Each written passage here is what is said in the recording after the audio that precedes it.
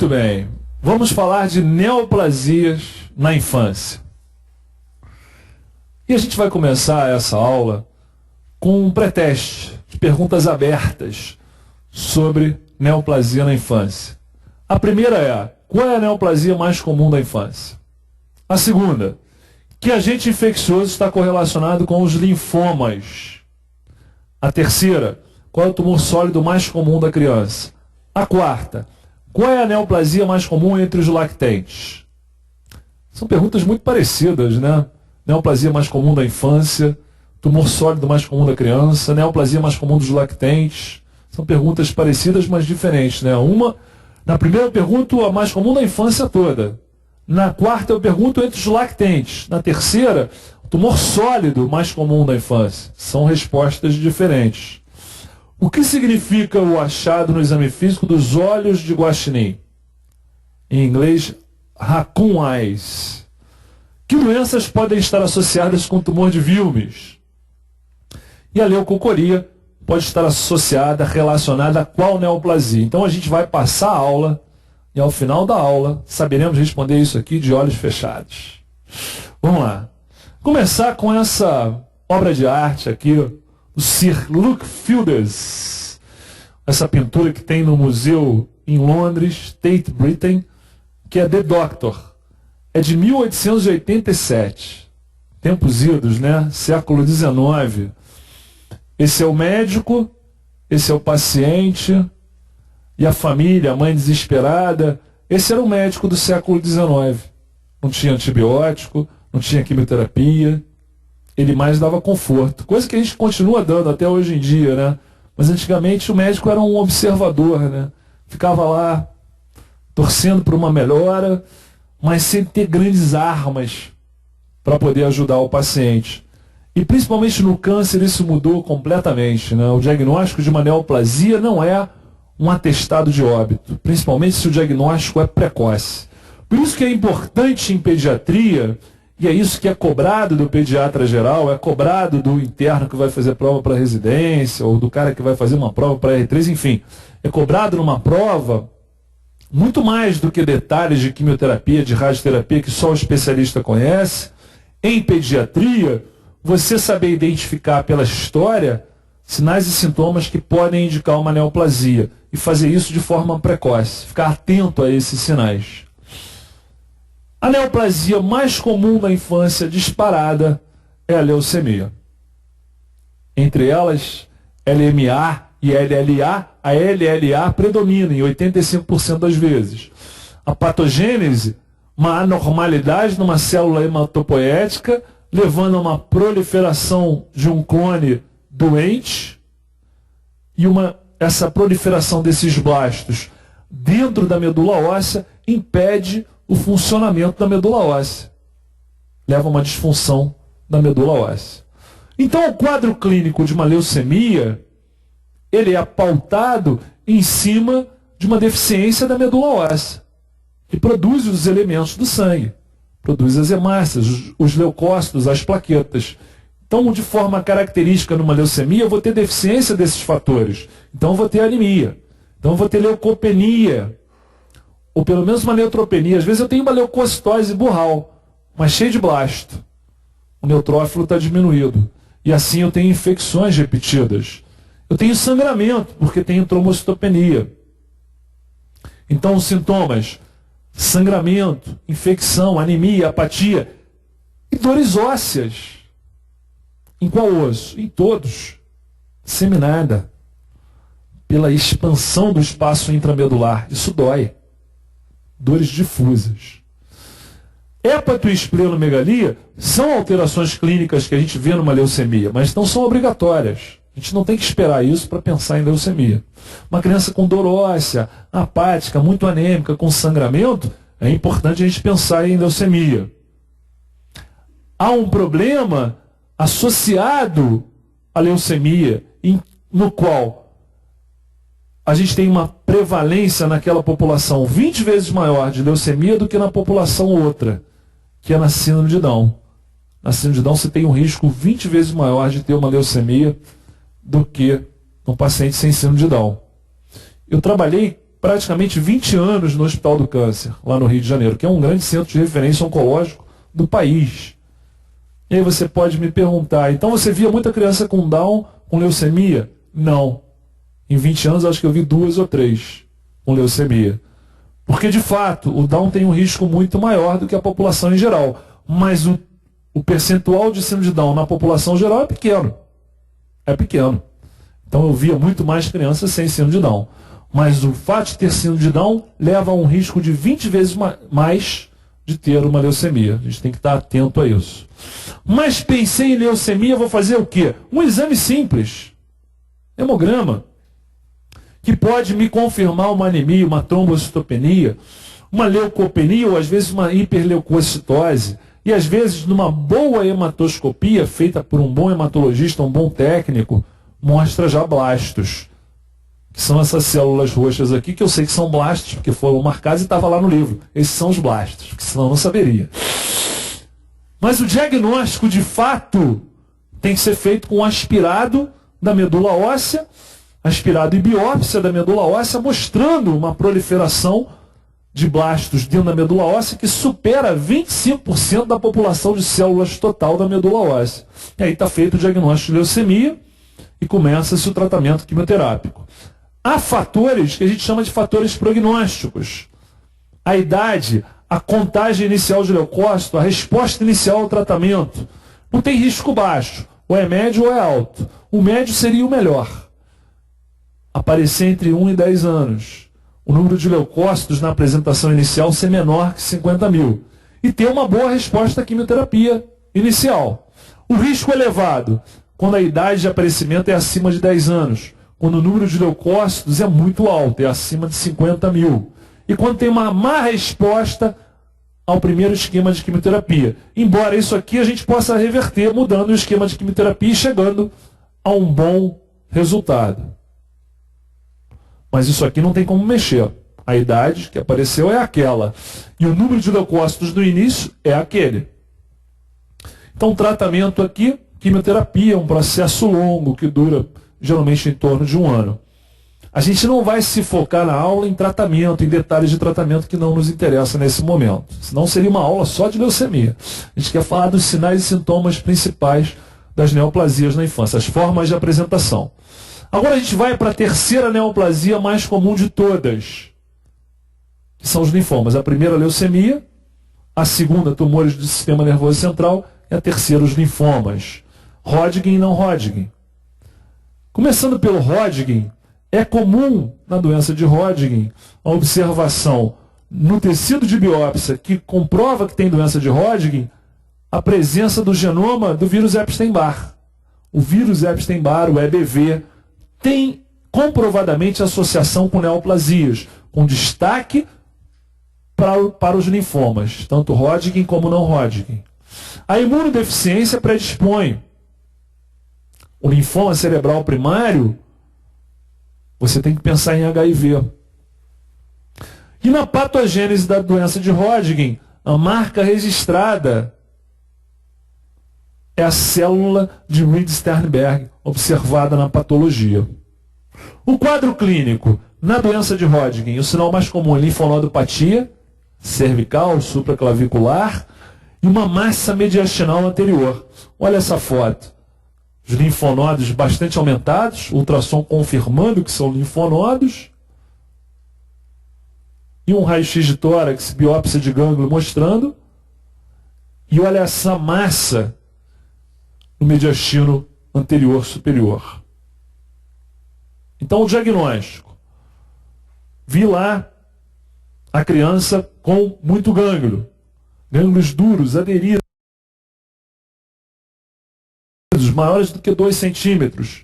Faço o raio-x de tórax, busco uma massa de mediastino superior. Mas se tem um gânglio muito grande, a biópsia de gânglio vai me mostrar a doença. VHS está aumentado, ferritina está aumentada, mas o diagnóstico é na biópsia do gânglio. E o tratamento, quimioterapia e radioterapia. Essa é uma foto do Nelson, que mostra o antes e depois. Uma resposta espetacular ao tratamento. De uma cura. Quando a criança tem na apresentação aqueles linfonodos enormes, com essa massa, a biópsia do linfonodo leva ao diagnóstico e permite o início do tratamento. Mas quando não tem gânglio, ou quando os gânglios são menores, aí a biopsia não mostra nada, tem que partir para a biópsia da massa. E o trabalho no campo me mostrou que uma coisa é no livro, basta fazer a biópsia da massa, outra coisa é na prática. Uma biópsia de uma massa de mediastino superior é um procedimento bastante arriscado do ponto de vista do bem-estar da criança, porque essa massa, quando o paciente entra no centro cirúrgico e faz uma anestesia, é curarizado para ser entubado, às vezes a massa comprime a via aérea e o paciente morre. Já vi isso acontecendo uma vez, até fora do INCA, em outro hospital, onde não se havia muita experiência com câncer, foram fazer uma biópsia e o paciente não voltava para o CTI nunca. Até que eu liguei para o centro cirúrgico, olha, ele morreu. Morreu porque na hora de induzir, fechou a via aérea e ninguém conseguiu entubar. E o que eu via num hospital que tratava especificamente de câncer? O ideal é a biópsia do gânglio. Não dá uma biópsia da massa, mas sem uma anestesia tão profunda, de maneira que permitisse o procedimento sem tanto risco para o paciente. E dá uma via aérea segura, antes de aprofundar um anestésico. Então, eram pacientes que vinham entubados do centro cirúrgico, e depois de uma semana de quimioterapia, o tumor já regredia bastante, ao ponto de ser possível a extubação. Mas o tratamento mesmo durava 1 ano. Mas a regressão da massa era rápida. E os linfomas não Hodgkin? Olha que interessante. No mundo, a neoplasia mais comum na infância são as leucemias. Mas na África Equatorial, metade dos tumores da infância são linfomas de Burkitt, por causa da infecção pelo EBV tão prevalente nessa população que economicamente é desprovida de recursos. Então aumenta a infecção por aglomeração, etc. A pobreza aumenta a infecção pelo Epstein-Barr vírus numa idade muito precoce, ao ponto de nessa área, nessa localização, mudar a estatística da neoplasia em pediatria. Na África domina o linfoma, por causa da infecção pelo Epstein-Barr. Às vezes os linfomas, seja Hodgkin ou não Hodgkin, a célula do linfoma penetra na medula e se multiplica na medula óssea, ultrapassando 25% da população de células, e aí você chama de leucemia, o linfoma leucemizado. A leucemia tem um prognóstico pior do que o do linfoma, e aí o tratamento é mais agressivo. Então, esses casos africanos, em que há um predomínio dos linfomas, principalmente não Hodgkin, nesses casos, em 95% das vezes, você encontra o genoma do Epstein-Barr vírus no tecido tumoral. E é chamado até o linfoma endêmico, ou africano. O linfoma não Hodgkin pode ser um linfoma linfoblástico, que se manifesta com uma massa de mediastino levando à dispneia, síndrome de veia cava. Pode ser o Burkitt também, que pode dar uma massa abdominal ou até um envolvimento da mandíbula.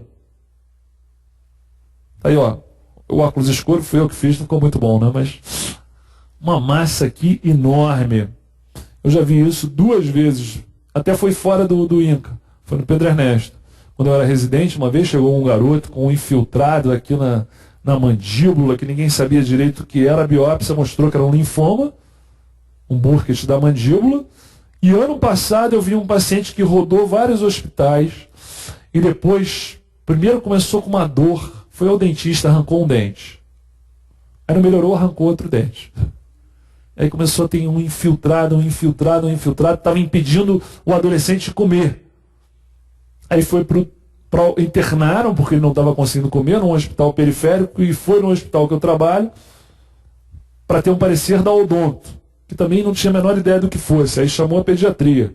Aí quando eu cheguei, o garoto com muita dor óssea, dor no corpo, eu olhei e falei, olha, eu já vi um caso assim, era um Burkitt. E como ele está com muita dor, deve ter leucemizado. Não deu outro. Pediram um LDH, estava muito alto, tipo 6.000 de LDH. E aí, fizeram uma aspirada de medula, leucemia. Fizeram uma biópsia, linfoma de Burkitt. Tratamento, quimioterapia e às vezes cirurgia. Quando tem uma massa abdominal grande, a cirurgia às vezes é indicada. Agora a gente entra nos tumores do sistema nervoso central. É a segunda neoplasia mais comum na infância. Primeiro, leucemia, depois tumores do sistema nervoso central e terceiro na estatística mundial, tirando a África, os linfomas. Mas se a gente considerar como tumor sólido, é o mais comum. Logicamente que todos os tumores do sistema nervoso central no mesmo bloco, né, na mesma caixa. Os de fossa posterior, os supratentoriais, tudo junto. Os intraventriculares, junta tudo. Aí o tumor do sistema nervoso central é o tumor sólido mais comum.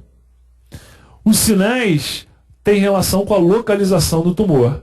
Então eu posso ter aquela tríade clássica de hipertensão intracraniana com cefaleia, náusea, vômito e papiledema, quando o tumor pega ali a linha média, infratentorial.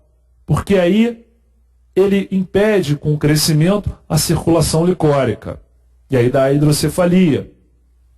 Quando é que eu penso, então, que uma dor de cabeça pode ser uma hipertensão intracraniana? O que tem que me alertar para isso? Quando a criança já acorda com dor de cabeça, com vômitos. Quando ela tem uma dor de cabeça de pouco tempo atrás, surgiu recentemente. Quando a criança já tinha dor de cabeça, mas de repente essa dor de cabeça mudou nas suas características. Então, nesses casos, quando a criança tem menos de 6 anos e tem como queixa principal dor de cabeça, nesses casos é bom fazer um exame de imagem. Eu posso ter também desordem de equilíbrio, de marcha, de coordenação, como um sinal de neoplasia. Eu me lembro que há muito tempo atrás, assim, eu trabalhei no INCA há muitos anos e eu vi muita criança com tumor. Mas você fazer um diagnóstico, eu já vi as crianças com um diagnóstico. Mas fazer um diagnóstico não é tão comum. Mas no outro hospital que eu trabalho, que é o hospital universitário, há um fluxo de entrada de pacientes que é assim, todo paciente que vai para o especialista, se bem que agora com a regulação isso está acabando, mas ele passava sempre no pediatra geral e o pediatra decidia para qual especialista ele iria.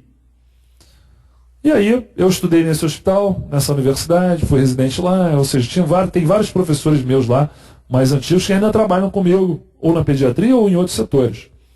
E tinha um professor da clínica, quando eu já era staff da pediatria, que me encontrou pelos corredores, falou assim, pô Vinícius, olha só, tô com uma filha da minha empregada aqui, tem 7 anos, e ela já passou no pediatra, foi encaminhada para o ortopedista. Eu sei que tem aquela burocracia de passar primeiro pela pediatria, para depois ir para o especialista, mas já que eu estou te encontrando, será que você não podia já encaminhar direto? Eu falei, não, tudo bem, caminho. Mas aí, eu falei, a criança está aí? Ele falou, tá. Eu falei, não estou fazendo nada mesmo? Não, vamos lá, não estou fazendo nada, você também? Pô, vamos lá que eu examino ela rapidinho e já encaminho sabendo o que é. Aí eu cheguei lá, ela estava lá na sala da clínica médica, na salinha da clínica médica. Aí eu falei para a criança de 7 anos, dá para puxar um papo, né? Eu falei, e aí, tudo bom? Como é que é seu nome? Ela, falei, caraca, não entendi nada. Eu falei, como é que é seu nome? Ela, falei, caramba, não entendi nada mesmo. Eu falei, mãe, como é que é o nome dela? Amanda. Eu falei, ah, tá. Ela sempre falou assim? Não, tá falando assim tem mais ou menos um mês. Eu falei, anda aí para eu ver. Aí ela andando. Eu falei, caraca. Falei, cara, olha só, acho que precisa de outro especialista, não é o ortopedista, não. Precisa de especialista, mas é outro especialista. Eu falei, cara, eu acho que pode ser um tumor. E aí, como é que resolve? Falei, pô, resolve fazendo uma tomografia. Agora. Só que, por acaso, nesse dia, a tomografia não estava funcionando, como acontece muito. E eu tinha começado a trabalhar já no Hospital do Câncer. Tinha um mês que eu estava trabalhando lá, mas o INCA, ele é caracteristicamente um hospital de tratamento de câncer, não de diagnóstico de câncer. Assim, ele até faz o diagnóstico, mas uma criança com cefaleia não vai para o INCA fazer tomografia. Ela faz isso na rede e, se confirmar que tem tumor, ela é encaminhada com o diagnóstico. Beleza. Só que essa criança tinha uma clínica que sugeria tumor, mas não tinha exame de imagem. Eu estava trabalhando no INCA há um mês só. Falei, bem, eu tenho que usar esse recurso. Aí liguei pro chefe lá, falei, o cara que está falando é o Vinícius. Ele, Vinícius? Eu falei, o cara aí que está trabalhando aí há um mês e tal, da CTI. Ah, tá, tudo bem, como é que tá, cara? Beleza. Não, pois é, então. Tô vendo aqui no Pedro Ernesto uma criança com um tumor do sistema nervoso e queria encaminhar para ir. Aí ele falou assim, beleza, traz a imagem também e tal. Eu falei, pois é, aí é que tá o problema. Tem tumor, mas não tem imagem, entende? Ele falou assim, pô, mas tu vai mandar pra cá sem imagem, cara? Eu falei, pô, pois é, mas... Assim, eu faço várias xerox do diploma, né? Falou, ó, se não for, eu rasgo meu diploma, porque tem a xerox pra eu rasgar, né? Eu falei, então, pô, não, posso mandar? Cara, então, pode. Eu falei, se não for, melhor, né? Mas, se for, é bom que vá. É bom que vá pro INCA. Aí foi. Aí chegou lá, cara, uma massa no cerebelo enorme. A massa era tão grande e tinha uma hidrocefalia que eles acharam por bem internar a criança. E a criança já vinha assim há mais de mês. Nesse dia a criança entrou em coma. Você vê como é que é o destino, né? A criança entrou em coma por causa da hidrocefalia.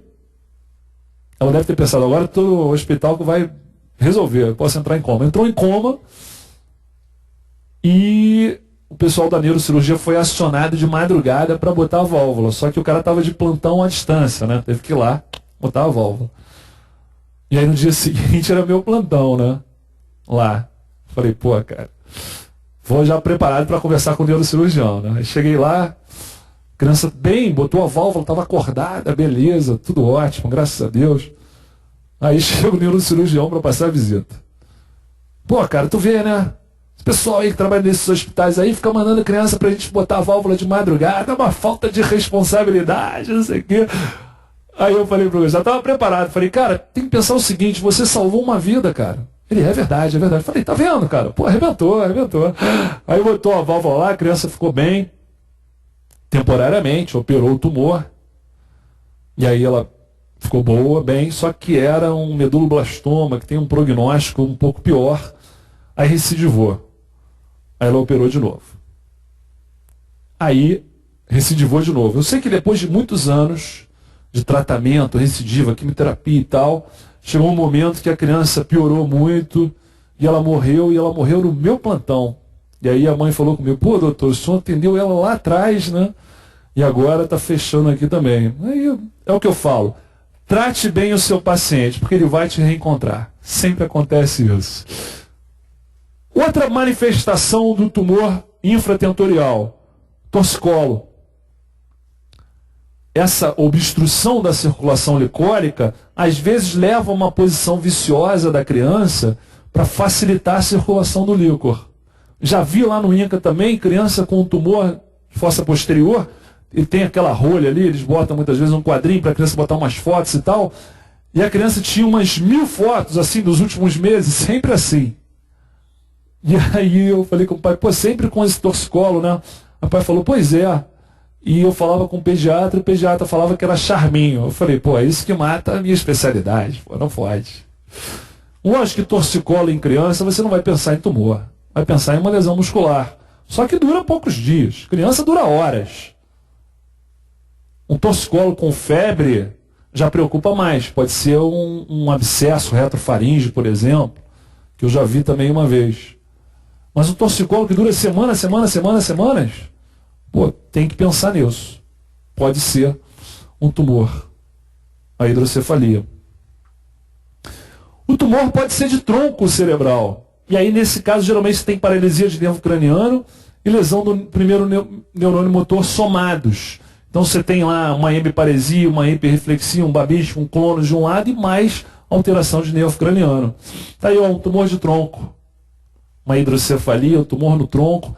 Esse, sem dúvida nenhuma, é um dos piores, né? Porque o tratamento do tumor do sistema nervoso central é cirúrgico, tira o tumor e, dependendo da patologia, faz quimioterapia, radioterapia, mas tem que tirar o tumor. Como é que você tira o tronco cerebral? Não tem como, né? Aí faz radioterapia, a criança melhora muito, a família fica naquela felicidade, mas infelizmente acaba voltando.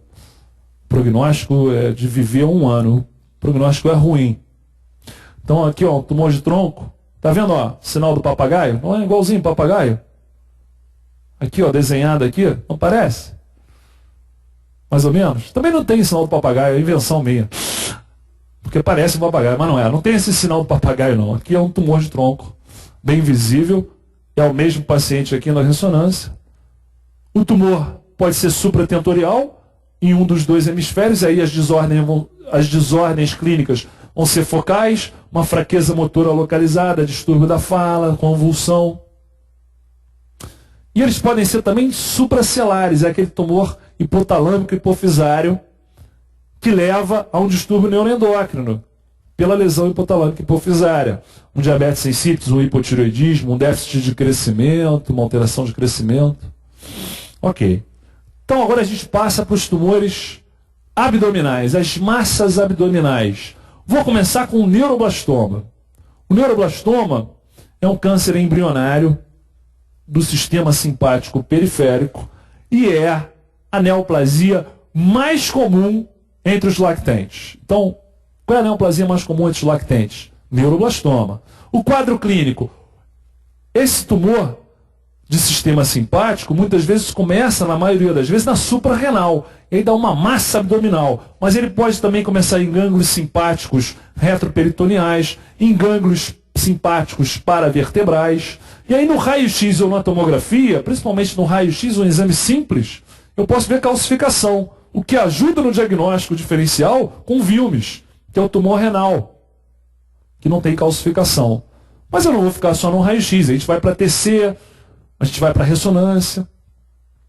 E o neuroblastoma tem uma metástase típica do neuroblastoma, que é uma metástase para trás do olho, provocando uma proptose e uma equimose periorbitária, levando aos olhos de guaxinim ou raccoon eyes. Parece até que a criança sofreu um trauma de face, né?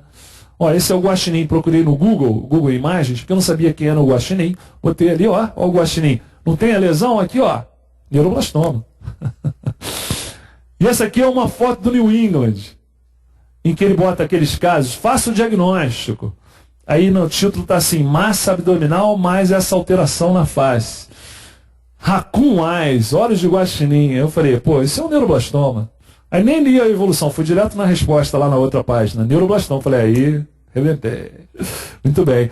Teve um aluno daqui do Medicel, alguns anos atrás, que mandou uma mensagem para mim dizendo que depois da aula, numa grande coincidência, ele atendeu num posto uma criança com uma distensão abdominal, com esses olhos de guaxinim, pensou em neuroblastoma, pediu o exame de imagem e fez o diagnóstico. Bacana, né? Eu já tive um paciente, uma vez, isso antes de trabalhar no Hospital do Câncer, assim, quando eu comecei a minha vida pediátrica, eu trabalhava numa enfermaria de pacientes mais graves. E assim, paciente mais grave na infância é muito comum ter lactente, né? Internou um lactente, uma distensão de abdômen, com uma discreta proptose e esses olhos de guaxinim. Só que na época eu não tinha a menor ideia de que pudesse ser um neuroblastoma. Não tinha a menor ideia. Ele internou porque ele tinha uma tomografia exatamente assim, e a neurocirurgia internou com o objetivo de fazer uma biópsia. E eu era garoto, mas já era chefe da enfermaria. Eu estava bem estressado com a resolução daquele caso. A criança com uma distensão abdominal, uma dificuldade um pouco começando para respirar pela distensão abdominal. E aí eu conversei com o neurocirurgião que pediu a vaga. Eu falei, cara, o que você acha que é isso aí? Ele falou, não sei, vou biopsiar. Eu falei, ah, tá, beleza. Obrigado aí. Aí eu olhava para aquela tomografia, a criança tinha uma distensão, mas eu não tinha como fazer uma tomografia de abdômen, não tinha como transportar, o tomógrafo não estava funcionando, estava em condições inóspitas. E assim, eu nem imaginava que um dia eu fosse trabalhar no Hospital do Câncer, mas eu falei, cara, essa criança tem uma neoplasia, qual é eu não sei. Aí liguei para os caras do INCA, peguei o telefone do INCA e liguei. Nem conhecia ninguém. Falei, pô, olha só, estou com um paciente aqui que eu estou suspeitando de uma neoplasia, será que eu posso levar aí para vocês verem? Não, traz aí que a gente tem a mesa redonda e tal. Beleza. Cheguei lá, a primeira coisa que eu constatei é que de fato a mesa era redonda. Eles ficam numa mesa redonda lá para discutir os casos. Aí eu falei, beleza, começamos bem. Aí eles falam, passa o caso aí, garoto. Que eu era garoto na época. Aí levando uma tomografia na mão, né? E uma ideia na cabeça. E contei o caso. Cara, eu contei o caso. Quando eu botei a tomografia assim, os caras falaram, sim, é um neuroblastoma, mas e daí? Falei, pois é, então, neuroblastoma. Neuroblastoma trata aqui, com vocês. E aí a gente transferiu a criança. Acabou que não biopsiou lá no hospital de origem. Foi até melhor, porque ali eles já sabiam o que era. Eles foram direto para o tratamento. E aí o tempo passou, mas passou muito tempo. Passaram alguns anos e depois, porque eu fazia terapia intensiva e tal, fiz prova para o INCA, não por ser oncologista, mas porque eu fazia terapia intensiva para trabalhar no CTI pediátrico. Aí passei, no dia que a gente estava conhecendo o hospital, um tour pelo hospital, alguém me chamou, doutor Vinícius. Eu falei, pô, já me conhece aqui, já estou famoso e tal. Cheguei lá, fui atender o cara, era o pai desse garoto, que eu tinha visto há muitos anos atrás, o garoto já agora que já estava com quase 10 anos. Ele falou, pô, lembra de mim? Eu falei, então, me ajuda aí. Não lembro, né? Não, sou pai daquele garoto que o senhor trouxe para cá, que tinha um neuroblastoma. Eu fiz a pergunta errada, né? Porque se o cara está no INCA, dentro do INCA, internado, não pode estar tudo bem, né? Falei, mas e aí, tudo bem com ele? Ele falou, não, ele recaiu. Eu falei, pois é, então. Recaiu, mas agora vai tratar, vai ficar tudo bem e tal. Aí foi mais um paciente que eu reencontrei. Então eu digo para vocês, trate bem seus pacientes, que você vai reencontrá-lo. Sempre. O neuroblastoma, ele pode pegar a cadeia cervical e levar uma síndrome de Horner, com pitose, com miose. Neuroblastoma. Olha só, uma pneumonia que não melhora, começa a dar sintoma neurológico. Não é uma pneumonia, é um neuroblastoma. Ele pode invadir a medula, a coluna vertebral e comprimir a medula, gerando uma emergência oncológica, que hoje em dia pode ser tratada com radioterapia de urgência, quimioterapia de urgência ou até uma laminectomia, para evitar a perda dos movimentos dos membros. E é interessante também no diagnóstico do neuroblastoma que, como ele é um tumor do sistema simpático, produtor de catecolaminas, invariavelmente no neuroblastoma a gente vai ter aumento dos metabólitos das catecolaminas. A gente vai ter aumento na urina do ácido homovanílico e do ácido vanilmandélico. Isso, mais achar neuroblastos, que são células do neuroblastoma na medula óssea, confirma o diagnóstico, não precisa nem de biópsia. Só que nem sempre a gente vai encontrar essas células na medula. Aí tem que biopsiar para chegar ao diagnóstico e daí tratar. Aí a gente vai sair da suprarrenal e vai descer só um pouquinho, mas vai continuar dentro do abdômen. Falar dos tumores renais da infância. O mais comum é o Wilms, ou nefroblastoma. Aí vê a faixa etária. No lactente, neuroblastoma. Uma massa abdominal no pré-escolar, eu já vou pensar em tumor de Wilms. Pode ser o neuroblastoma? Pode, mas mais comum no pré-escolar de massa abdominal é o Wilms, que tem associação com algumas doenças.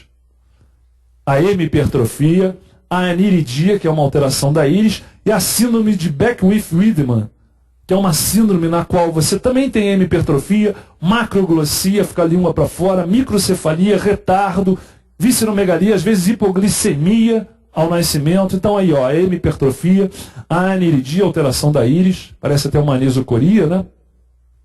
E a síndrome de Beckwith-Wiedemann, cabecinha pequena, língua para fora, às vezes uma hipoglicemia de difícil tratamento na fase neonatal, visceromegalia e tumor de Wilms. Então, nesses pacientes com hemipertrofia, aniridia, Beckwith-Wiedemann, o ideal é que a cada 4 meses, até os 5 anos de idade, que é a idade onde costuma aparecer o Wilms, desde o nascimento até 5 anos, a cada 4 ou 6 meses, um ultrassom de abdômen, para tentar surpreender o tumor antes dele aparecer, antes dele crescer muito. Né? Beckwith-Wiedemann, outra foto, a microcefalia, macroglossia, pode ter hérnia umbilical também.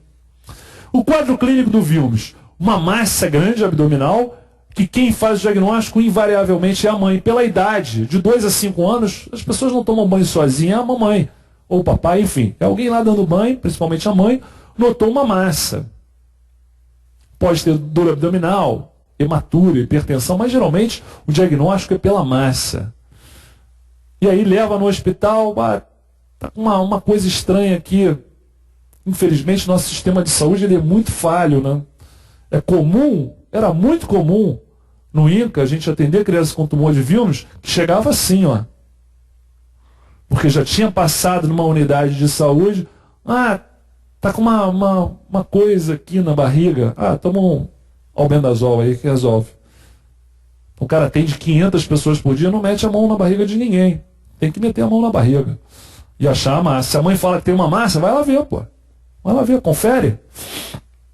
Tratamento cirúrgico mais quimioterapia. Só que às vezes o tumor é tão grande que ele é irressecável. Aí faz só uma biópsia, depois faz a quimioterapia, o tumor regride e depois opera.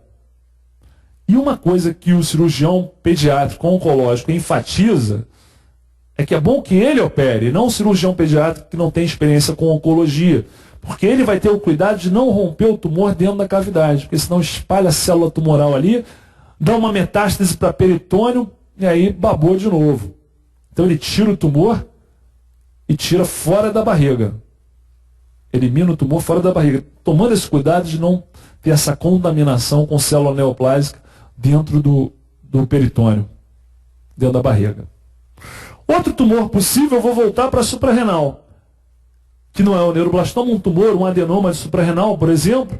Eu devo pensar, quando eu tenho uma menina ou até um menino, uma menina virilizada, ou um menino com uma genitália muito aumentada, com uma puberdade precoce periférica, né? Só aumento de pelo pubiano e da genitália, mas sem aumento do testículo no menino, e a menina virilizada, quando eu tenho um lactente ou um pré-escolar assim, eu tenho que pensar em tumor de suprarrenal.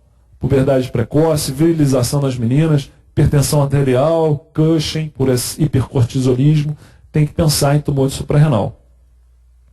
Tumores ósseos na infância. O mais comum é o osteosarcoma, que aparece ali no estirão puberal. O diagnóstico. É muito comum a criança reclamar daquelas dores nos membros, né? Ah, minha perna dói quando eu ando muito e tal. Como é que melhora? Massagem. Não deve ser nada inflamatório, não deve ser tumor. E aonde é a dor? É aqui, ó. Aí ela mostra nas duas pernas. Não é uma dor localizada. Uma massa palpável, uma dor localizada, demanda um exame de imagem. Uma dor óssea que desperta o paciente. Quando é que eu investigo uma dor em membro inferior em criança?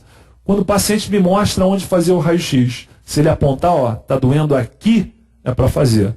Quando ele fala dói aqui, ó, mostra tudo, dor de crescimento. Mas quando ele mostra onde dói, quando é uma dor intensa, lancinante que desperta o paciente, quando tem uma massa palpável, tem que fazer um exame radiológico para começar. E os radiologistas, de uma forma poética, chamam uma coisa muito ruim, comparam com uma coisa bacana, que é um sunburst, né, aquele raio de sol começando, que é a neoformação óssea, como se fosse o sol aqui. Pensa numa coisa boa, mas é um tumor começando. E aí, ó, está começando, como é que trata o osteosarcoma? Cirurgia e quimioterapia. Às vezes dá para fazer uma endoprótese, tira um pedacinho e mantém a perna, mas às vezes não dá. E aí a cirurgia é a desarticulação, ou seja, a amputação. E às vezes o adolescente não permite, a família fica do lado dele achando que está fazendo o melhor para ele, aí ele desaparece do hospital. E depois volta com uma massa mega, que é o osteosarcoma, e aqui, geralmente já com metástase pulmonar, vai fazer uma desarticulação que é chamada, entre aspas, higiênica, que o objetivo é diminuir o fluxo de sangue para tal massa tumoral, porque isso leva até a insuficiência cardíaca, de tanto volume de sangue que você tem que mandar para aquela área. E aí a criança melhora depois que você desarticula. Mas chegando nessa fase, dificilmente não tem metástase pulmonar e o prognóstico é realmente muito ruim. Interessante é fazer o diagnóstico precoce e intervir precocemente. Próxima neoplasia, o retinoblastoma. O quadro clínico é a leucocoria. Você não consegue ver a retina. Tem uma alteração ali no cristalino. Você não vê o reflexo vermelho. O diagnóstico diferencial pode ser uma catarata, pode ser uma retinopatia da prematuridade. Então, ó, a retina normal e esse olho de gato. A leucocoria, ó, como se fosse uma catarata, mas é um tumor. Ó, olho de gato. Às vezes numa foto comum, assim com flash, opa, tem uma alteração aqui. Ó. O diagnóstico ele é sugerido pelo exame oftalmológico comum e, se sugerido, ele vai para o exame oftalmológico com um especialista, faz ultrassom de órbita, faz TC-ressonância. E o objetivo do tratamento, sem dúvida nenhuma, é a cura. Tem que ficar curado. Se possível, preserva-se a visão. Mas, normalmente, na apresentação, pelo tamanho do tumor, pela evolução do tumor, além da quimioterapia, é necessária a cirurgia com enucleação, com retirada do globo. Olha só, se você olhar só aqui para cima, pô, tem um tumorzinho ali. Vamos tratar, né? Mas aí o exame de imagem mostra que pega todo o globo ocular. Como tratar isso aqui só com quimioterapia? Vai ter que tirar. Logicamente, vai ficar com uma prótese. As próteses hoje em dia são bem avançadas, né? Você tem dificuldade de perceber que é uma prótese. Mas é lógico, é melhor preservar o olho. Mas às vezes não dá.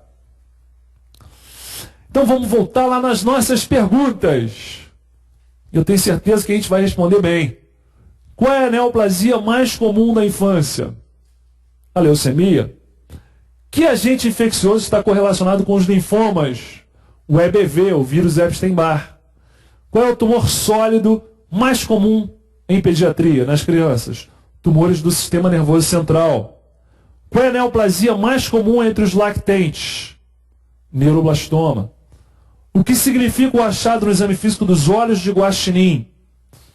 Raccoon eyes. Tem que pensar numa metástase do neuroblastoma. Que doenças estão associadas ao tumor de Wilms? Hemipertrofia, aniridia, síndrome de Beckwith-Wiedemann. Como é que é a conduta com essas crianças? Ultrassons regulares para tentar surpreender um Wilms. A leucocoria está associada a qual neoplasia? Retinoblastoma. Tenho certeza que todo mundo arrebentou, 100%. Agora vem o tumor novo. Que tumor é esse aqui? Ó? Esse tumor aqui, ele tem uma relação com a minha evolução dentro da medicina. Eu, quando era do aluno como vocês, quinto, sexto ano, ainda não tinha decidido se eu ia fazer pediatria ou clínica. Eu sabia que eu não ia fazer cirurgia, porque eu não sei nem amarrar sapato, quanto mais operar. Então eu falei, cara, vou fazer clínica. Beleza. Clínica ou pediatria? Clínica ou pediatria? E aí, clínica ou pediatria, e chegou no sexto ano, eu falei, vou fazer pediatria. No fundo, eu sabia que ia fazer pediatria. Mas aí meu raciocínio foi o seguinte, já que eu vou fazer pediatria e ver criança a vida toda, eu vou fazer meu internato opcional na clínica, que vai ser minha despedida da clínica médica. Aí assim eu o fiz. Só que eu fiquei muito preparado para fazer prova para a clínica. Quando eu fiz residência 20 anos atrás, tinha uma primeira fase comum, com as matérias que tem hoje, as 5 principais, e a segunda fase era do que você escolheu. Eu falei, eu não vou passar na residência. Eu tenho que me garantir em algum lugar. Aí, para um dos lugares, eu botei clínica. Qual foi o resultado da residência? Eu passei só para clínica. Falei, pô, não tenho talento para pediatria. Aí comecei a clínica. 1 mês de residência, eu fui reclassificado para pediatria, no hospital que eu trabalho. Porque eu tinha caído de primeiro na primeira fase para 24º, depois da discursiva de pediatria. Eu fui super mal. Mas aí o pessoal foi desistindo, fui reclassificado. Entrei. Só que eu entrei e todo mundo sabia no hospital que eu ia fazer clínica, que eu era clínico, que eu tinha passado na residência de clínica. Eu era o clínico da pediatria. E aí eu falei, pô, tomara que eu não comece pelo berçário, né? Esse tipo de coisa você não deve pensar, né? Porque vamos ver o rodízio, berçário. Falei, pô, que beleza. No berçário, exatamente aquilo que eu, tenho mais temor, vou ter que enfrentar de primeiro. Mas é bom, resolvo logo isso. Quero ser pediatra, né? Sala de parto, aonde? Pra lá? Não, então peraí que eu tô indo pra lá. Não, tô brincando. Eu ia, mas ia, tremendo, né, cara? Falei, cara, eu tô muito atrás da galera, eu tenho que estudar. Aí comprei o livro de semiologia pediátrica do Perneta, né? Não parava de estudar, não parava de ler aquilo ali. Chegava em casa, ficava vendo as figuras, lendo. Falei, cara, eu tenho que, me igualar, né, cara? Pelo menos respirar aqui, né? E aí eu tava no berçário, ligaram pedindo uma vaga para uma meningomielocele. Aí a hora do recreio, assim, a hora do almoço, só tinha residente, né? Os staffs desapareceram. Aí eu era R1, falei com o R2, vem cá, estão pedindo vaga para uma meningomielocele, faz o quê, ó? Aí o cara, liga para neurocirurgia, ele liga para neurocirurgia. Aí, estão pedindo vaga para meningomielocele, pode dar, beleza. Tá ligado? Tá liberado, pode vir. Aí chega a criança. Aí tá eu, R1, outro R1, um monte de R2, um monte de R3, enfermagem, todo mundo. Umas 20 pessoas no berçário. A criança chegou assim, eu falei, caramba, isso é um teratoma sacrococcígeo.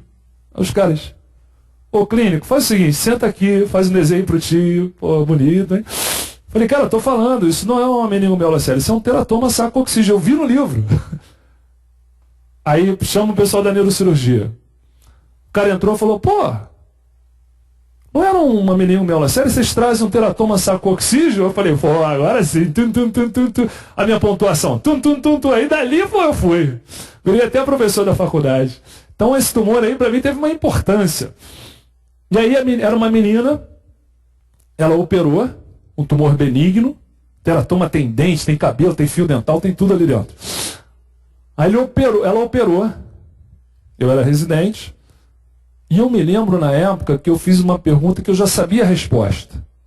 Eu perguntei para o cirurgião, ela operou, fez uma cicatriz de leste a oeste no bumbum, né? Para dentro, assim, ficou feio. Mas eu perguntei pro cara, pô, a cicatriz, hein? Ficou pesada, hein? Ficou feio. Ele falou, cara, o importante é salvar a vida. Eu falei, não, essa parte eu já conheço. Tá, pode pular. Beleza, deixa pra lá. Não posso fazer nada para interferir, mas me chocou aquela cicatriz.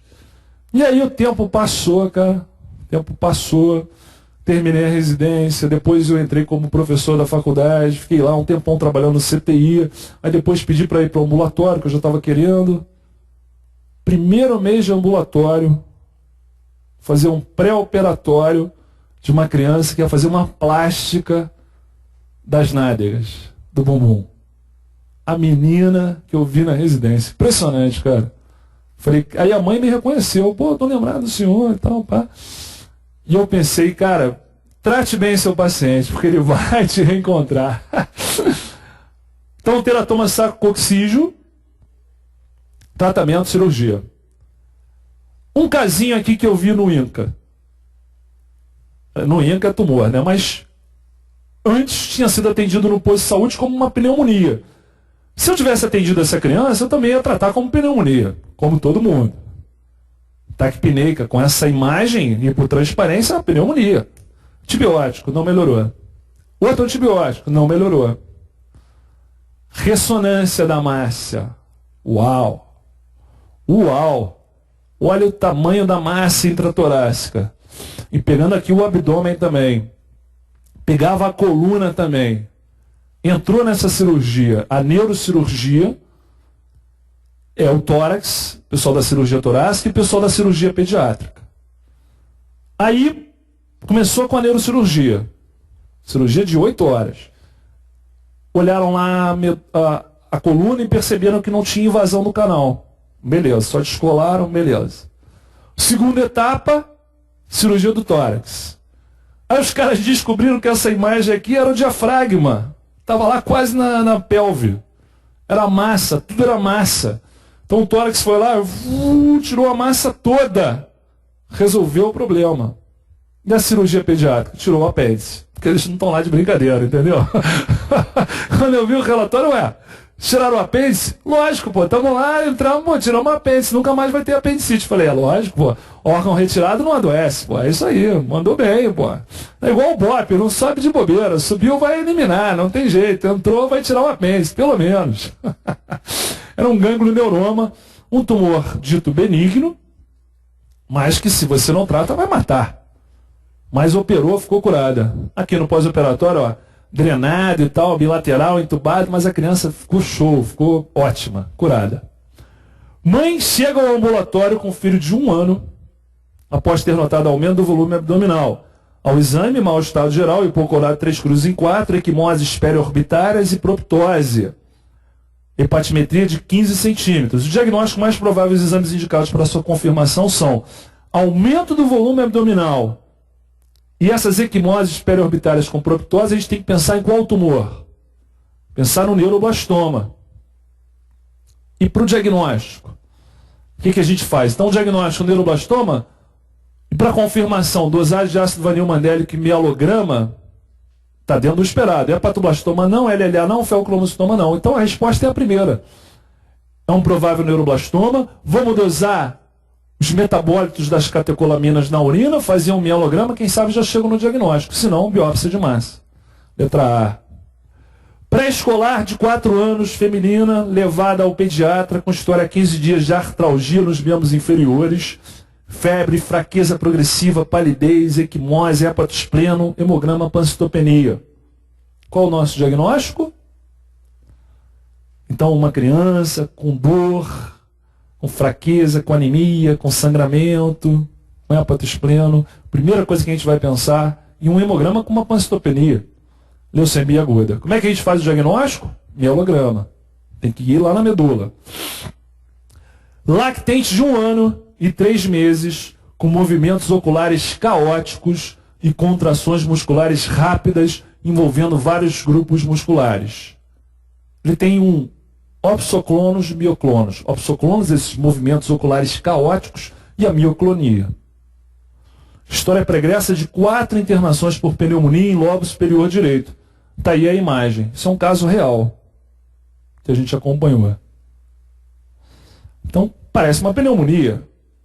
Só que não está respondendo ao tratamento. 4 internações para tratar essa pneumonia que não desaparece. E o aparecimento de uma síndrome de opsoclonos mioclonos. O neuroblastoma pode gerar uma resposta imunológica no ser humano de anticorpos contra o tumor que atacam também o sistema nervoso central, levando a um quadro de mioclonia e opsoclonos, que são esses movimentos oculares caóticos. Então, sempre que você está vendo, se você estiver vendo uma criança com opsoclonos, mioclonos, busca o neuroblastoma. E essa criança tinha lá, ó, evidente, paravertebral. E aí fez um exame de imagem mais detalhado, uma tomografia, depois biópsia, uma massa de mediastino posterior que confirmou ser um neuroblastoma nessa síndrome opsoclonos mioclonos. E aí você trata o tumor, resolve, mas às vezes, infelizmente, não resolve o opsoclonos mioclonos. Porque a lesão do sistema nervoso às vezes é definitiva, às vezes. Então o ideal é não chegar no opsoclonos mioclonos, mas se vocês virem um lactente principalmente, com esse quadro de mioclonia e opsoclonos, lembra do neuroblastoma. Busca suprarrenal, busca massa paravertebral, massa retroperitoneal. Ok? Pratique, revise, faça os simulados. Foi ótimo estar com vocês hoje aqui. Até a próxima.